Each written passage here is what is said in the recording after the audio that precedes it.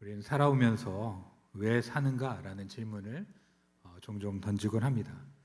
특별히 이제 많은 고민과 또 자기에 대한 생각들이 형성되어지는 그런 청년의 때, 청소년의 때 이런 질문들을 많이 던지고요. 또 살아가는 인생의 중요한 순간들마다 이런 질문을 던지죠. 왜 사는가? 정말 간단하게 대답할 수 있는 질문이기도 하지만 평생에 걸쳐서 우리가 대답해야 되는 그런 어려운 질문이기도 합니다. 청년 때 친구들에게 이렇게 물어보면 너는 왜 사냐? 그냥 사는 거다. 또는 뭐 어디 아프냐? 또는 난 성공을 위해 산다. 이런 다양한 대답들을 했던 그런 기억이 납니다.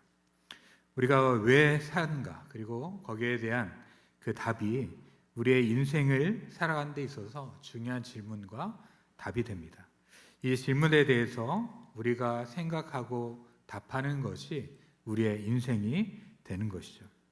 그런데 이 질문에 대해서 제대로 된 답을 가지고 있지 못하면 우리는 잘못된 방향으로 걸어갈 수 있게 됩니다.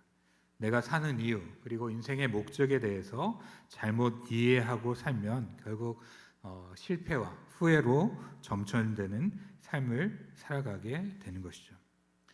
여러분은 무엇을 위해 살아가십니까? 또 왜 살아가십니까? 이 질문에 대해서 우리가 잘 답할 수 있고 또 분명한 답을 가지고 살아갈 수 있게 되기를 간절히 바랍니다. 오늘 본문에 보면 이러한 인생의 질문에 대해서 잘못 이해하고 있는 한 사람을 만나게 됩니다. 바로 미가라는 사람인데요. 우리가 지난번에도 살펴보았지만 그의 삶의 이야기가 계속 오늘 본문에 이어지고 있습니다. 오늘 본문에 미가의 집에 손님이 한 사람 찾아오는데 그 사람에 대해서 7절에 보면 이렇게 기록하고 있습니다. 유다 가족에 속한 베들레헴에 한 청년이 있으니 그는 레인으로서 거기서 거류하였더라 라고 말하고 있습니다. 레위 집 한 사람이 베들레헴에 살고 있었는데 더 이상 살지 못하기 때문에 그것을 떠나 살 곳을 찾아 움직이고 있습니다. 여기 보면 8절에도 거주할 곳을 찾아라는 말이 있고 9절에도 거류할 곳을 찾으러 가노라 라고 답하는 장면이 있습니다. 레인들은 자신의 기업이 없기 때문에 각 지파에서 그 레인들을 잘 담당해야 됐습니다. 하지만 이 베들레헴 지역에서 이 레인을 담당하지 못하고 그를 살아갈 길이 막막해지니까 어디에 가서 내가 살 수 있을까라고 하면서 그 길을 떠나가게 된 것이죠. 하나님을 섬기는 레인들이 삶을 살아갈 수 없는 그런 상황들을 보면 이스라엘이 얼마나 하나님을 섬기지 않고 하나님 중심으로 살아가지 않는지를 우리가 알게 되는 것이죠. 아무튼 그는 여러 곳을 움직이다가 에브라임 산지에 오게 되었고 그리고 미가의 집에 이르게 됩니다. 아마 부유하게 보였던 그 집을 보면서 여기에 머물 수 있지는 않을까라는 생각을 그는 했던 것으로 보이게 됩니다. 이 청년과 미가가 만나게 되고 그리고 질문을 하게 되죠. 9절에 보면 미가가 그에게 묻되 너 어디서부터 오느냐 하니 그가 이르되 나는 유다 베들레헴의 레인으로서 거류할 것을 찾으러 가노라 하는지라 라고 말하고 있죠. 레인은 머물 곳을 찾고 있었고 그리고 이 미가는 이 머물 곳을 찾는 레인을 보면서 이게 정말 우연이 아니라 나를 위한 일이다라는 생각을 하게 됐을 거예요. 그가 나름대로 신당을 차리고 제사장을 세우긴 했지만 무언가 부족한 상태에서 레인이 오게 되고 그리고 또한 그는 머물 곳을 필요하는 이런 상황을 보면서 그를 자신의 집에 잡아두자는 마음을 갖게 됩니다. 연봉을 제시하면서 그 레위 청년에게 계약을 맺는 것이죠. 10절에 보니까 미가가 그에게 이르되 내가 나와 함께 거주하며 나를 위하여 아버지와 제사장이 되라. 내가 해마다 은열과 의복 한 벌과 먹을 것을 주리라 하므로 그 레인이 들어갔더라 라고 말하고 있습니다. 특별히 나를 위하여 아버지와 제사장이 되라 라고 말하고 요청하고 있는 것이죠. 제사장뿐만 아니라 아버지가 되라 라는 말은 이 아버지는 집안을 리더로서 가족을 인도해 나가는 그런 권위의 상징인데 네가 우리 집에서 그렇게 제사장으로서 아버지로서의 역할을 해준다면 너에게 일정한 그러한 연봉과 그리고 필요한 모든 것을 제공하겠다라고 말하고 있는 것이죠. 이러한 요청에 대해서 레위 청년은 뭐라고 답해야 했을까요? 말씀은 고맙지만 제가 그 요청은 받아들일 수 없습니다. 저는 하나님께 속한 사람으로서 하나님께서 지시하시고 하나님께서 정하시고 세우신 곳에서 봉사해야 됩니다 라고 그렇게 대답해야 되지만 그렇게 대답하지 않죠. 어떻게 말합니까? 사사기에 어울리는 그런 답을 하죠. 11절을 보니까 그 레인이 그 사람과 함께 거주하기를 만족하게 생각했으니 이는 그 청년이 미가의 아들 중 하나같이 됨이라 라고 기록하고 있습니다. 레인이 그 사람과 함께 거주하기를 만족하게 여긴 것이죠. 흔쾌히 그 제안을 받아들입니다. 처음에는 미가의 집에서 아들이 제사장 역할을 했는데 이제는 제사장이 아들이 되는 그런 상황이 이루어지게 되는 것이죠. 미가는 자기의 눈에 좋은 대로 그렇게 행하고 있습니다. 뿐만 아니라 레위 청년도 똑같이 행하고 있는 것이죠. 하나님이 명하신 대로 그리고 하나님의 명령에 따라서 하나님만 섬겨야 되는데 미가의 집에 속한 제사장이 되어서 우상을 섬기는 그 일을 하는 것이죠. 자신의 신분을 가지고 그 책임을 무시한 채 잘못된 방법과 잘못된 동기를 가지고 하나님 주신 그 특권을 이용하고 있습니다. 하나님이 그에게 어떠한 명령을 주셨는지 또 어떠한 임무를 주셨는지 무엇을 해야 되는지 그리고 하나님이 무슨 말씀을 하셨는지가 중요한 게 아니라 그 레인 청년이 자신의 눈에 좋아 보이는 대로 자신의 필요에 부합한 대로 그렇게 결정하고 행하는 모습을 우리가 발견하게 됩니다.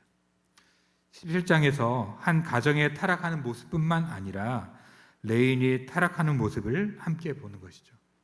잘못을 가르쳐주고 회개할 수 있도록 돕는 사람이 없습니다.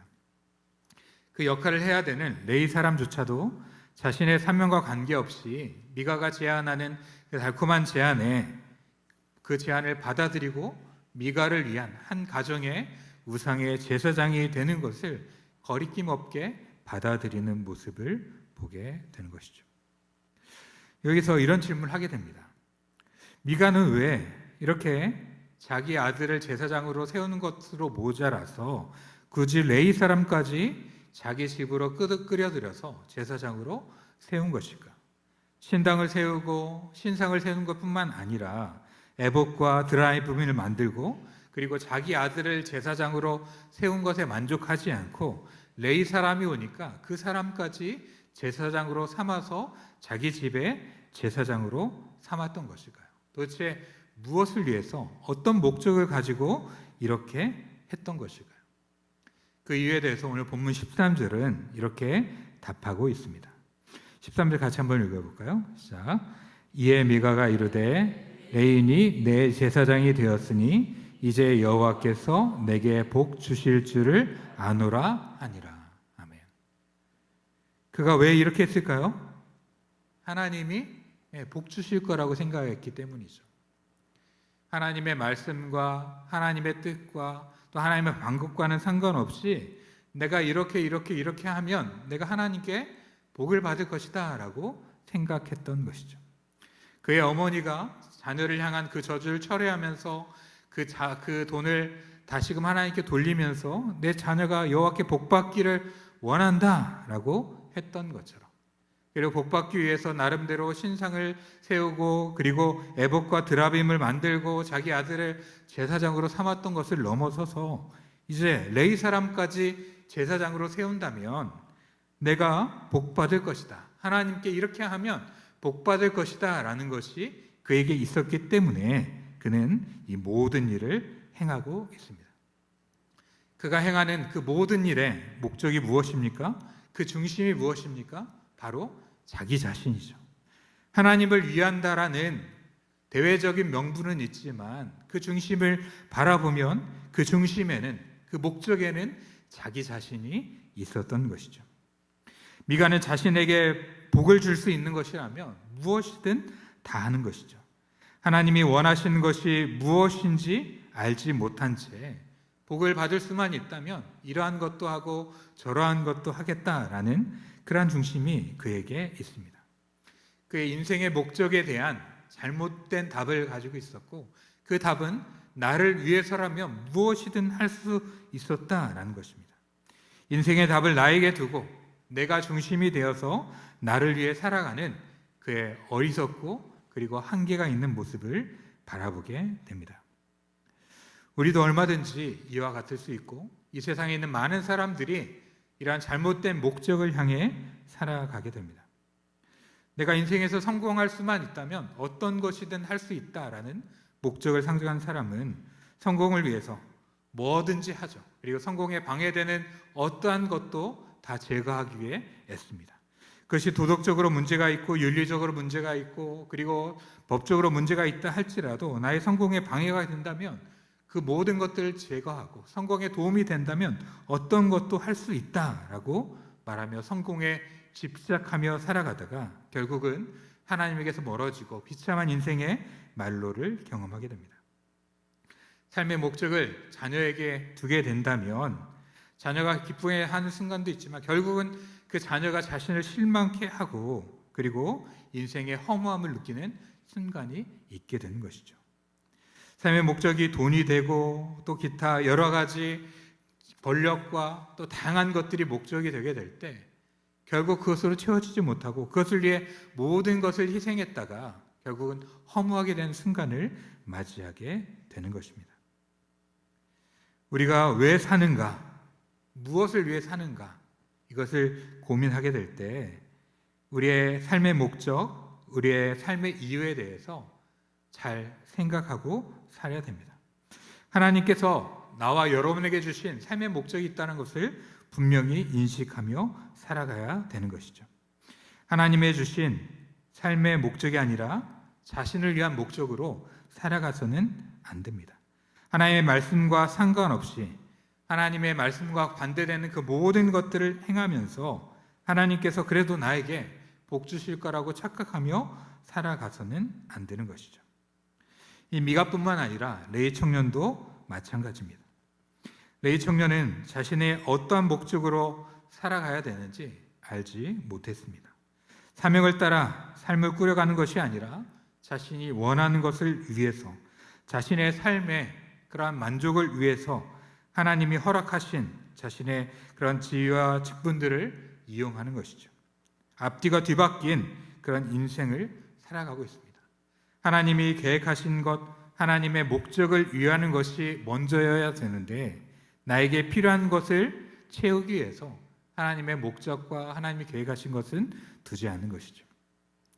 먼저 그의 나라와 의를 구하면 이 모든 것을 더하겠다는 하나님의 말씀을 신뢰하기보다는 나의 모든 것을 더하기 위해서 하나님은 부차적인 것이 될 수 있다라는 생각이 그에게 있었던 것이죠. 우리에게 있어서 나에게 삶의 목적을 두고 또 나의 욕심의 목적을 두고 나의 허락된 것들을 사용하게 된다면 결국 우리의 인생을 낭비하게 되는 것입니다.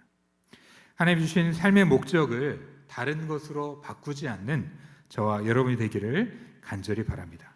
우리가 이 땅에 사는 이유, 하나님이 우리에게 주신 인생의 목적이 무엇일까요?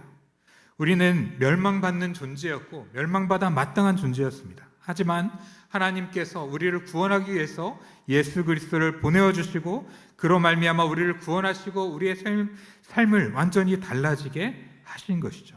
우리에게 복음을 주시고 우리에게 삶의 이유를 주셨는데 바로 그 삶의 목적, 삶의 이유가 무엇입니까? 하나님을 섬기고 하나님을 예배하며 하나님이 주신 그 목적을 위하여 살아가는 것, 하나님을 기쁘시게 하며 살아가는 것, 이것이 하나님께서 우리에게 주신 목적이며 삶의 이유인 것이죠. 이를 위해서 하나님이 우리를 찾아오셨고 예수 그리스도의 희생이 있었기 때문에 바울의 고백처럼 이제 살아도 주를 위하여 살고 죽어도 주를 위하여 죽는 것, 이것은 우리가 주의 것이 되었기 때문인 것이죠. 하나님을 섬기는 것, 이것을 예배라고 이야기할 수 있는데 우리의 삶의 모든 장소에서 하나님을 섬기며 예배하며 살아가는 것, 이것이 하나님께서 우리에게 주신 인생의 목적입니다. 우리가 모여서 이곳에서 예배하는 것뿐만 아니라 우리의 삶의 자리에서 하나님께서 주신 그 아름다운 목적을 위하여 또 하나님의 영광을 바라보며 우리의 삶의 자리에서 신실하게 살아가게 될 때 이것이 하나님 앞에 예배하는 것이고 하나님께서 주신 목적을 따라 살아가는 삶인 것이죠. 우리의 인생을 잊지 않기를 바랍니다. 우리는 계속해서 하나님이 아니라 나를 섬기려 하는 그런 본성이 있기 때문에 위기를 자초하게 되는데, 나를 섬기기 위해서 다른 것을 이용하는 것이 아니라, 그리고 나를 섬기기 위해서 하나님까지 이용하는 그런 어리석은 자가 되지 않기를 주의 이름으로 축원합니다. 미가는 하나님을 이용해서라도 내 목적, 내가 복받는 것, 그리고 그 복을 받고 내가 평탄하게 사는 것, 그것을 위해서 하나님까지 이용합니다. 우리의 인생이 바뀌는 순간, 우리의 인생의 목적이 바뀌는 순간 우리의 인생은 조금 더 망가지게 되는 것이고 우리의 삶의 방향은 잘못된 방향으로 나가게 되는 것이죠. 여러분, 정말 하나님을 섬기며 살기를 원하십니까? 하나님을 예배하며 사는 것이 여러분의 삶의 목적이고 목표가 되십니까? 하지만 어느 순간에 하나님을 향한 뜨거운 마음이 있었는데 어느 순간에 이런 것들이 사라지고, 그리고 하나님을 섬기는 것이 최우선이었는데 어느 순간인가 다른 것들이 우선순위를 차지하고 있고, 그리고 하나님을 섬기며 수고하는 것이 즐거웠는데 어느 순간인가 그 모든 것들이 지치고 억눌리지는 않습니까?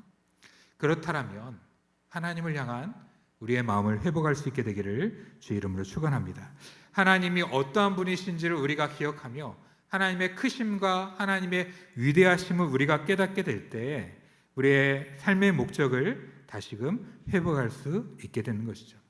하나님의 높으심과 그 경이로우심과 그 하나님의 크심을 알게 될 때 그 하나님 앞에 엎드려지고 그 하나님 섬기는 것을 자랑스럽게 여기고 그리고 그것을 가치 있게 여기는 것입니다.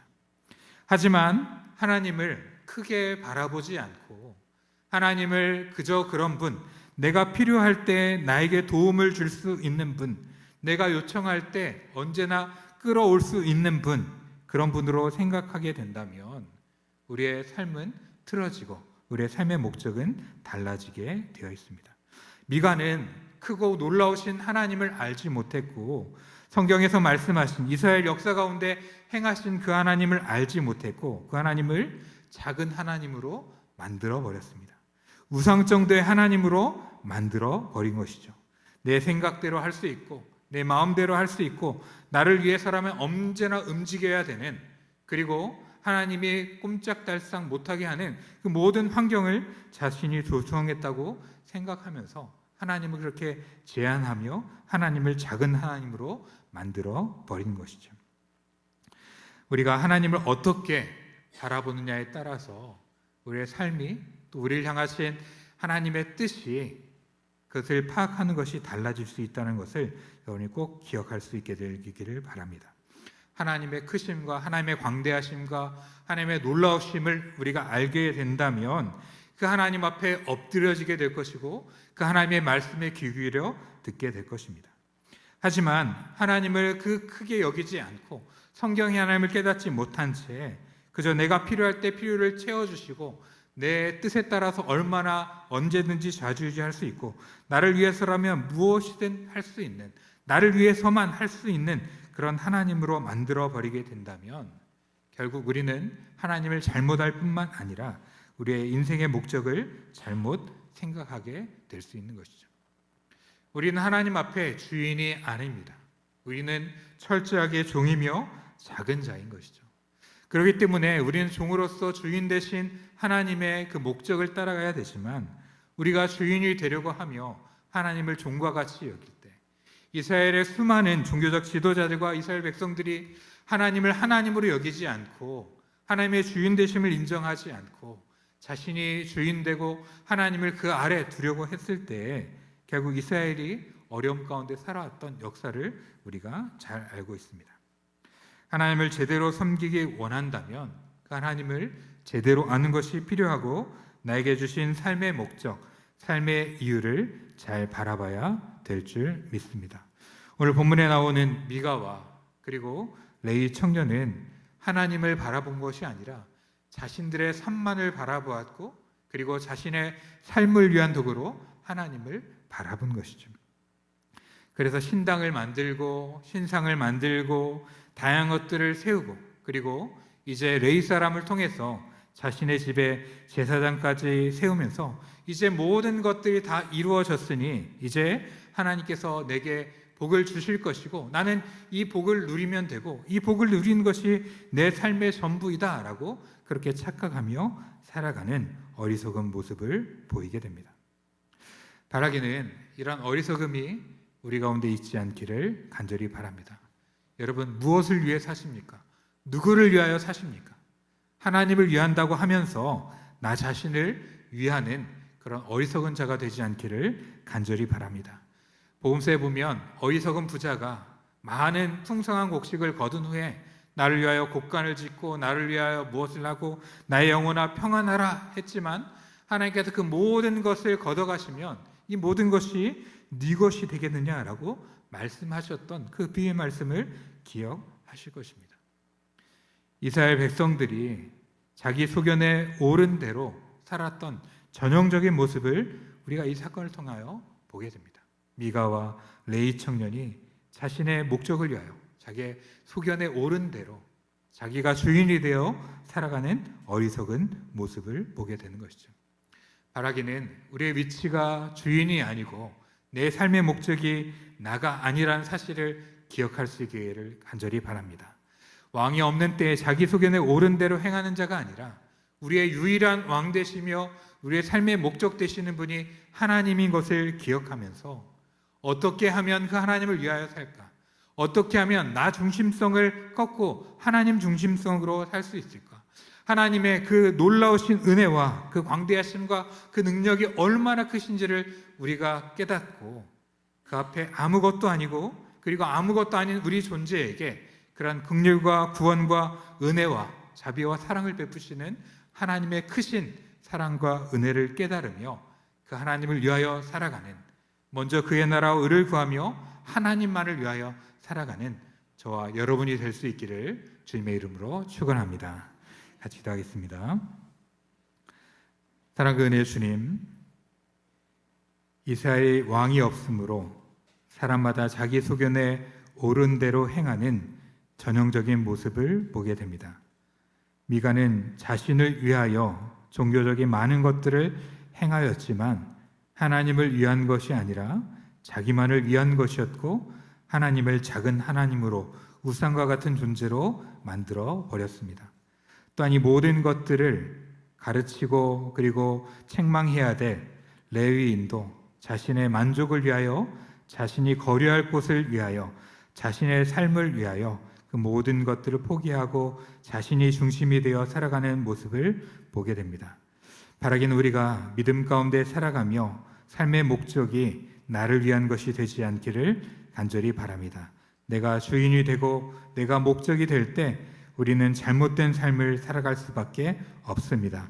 주님 말씀하신 것처럼 먼저 그의 나라와 의를 구하는 자가 되게 하여 주시고 그럴 때 이 모든 것들을 더하시는 하나님의 약속을 신뢰하며 믿음 가운데 걸어갈 수 있도록 우리를 인도하여 주시옵소서.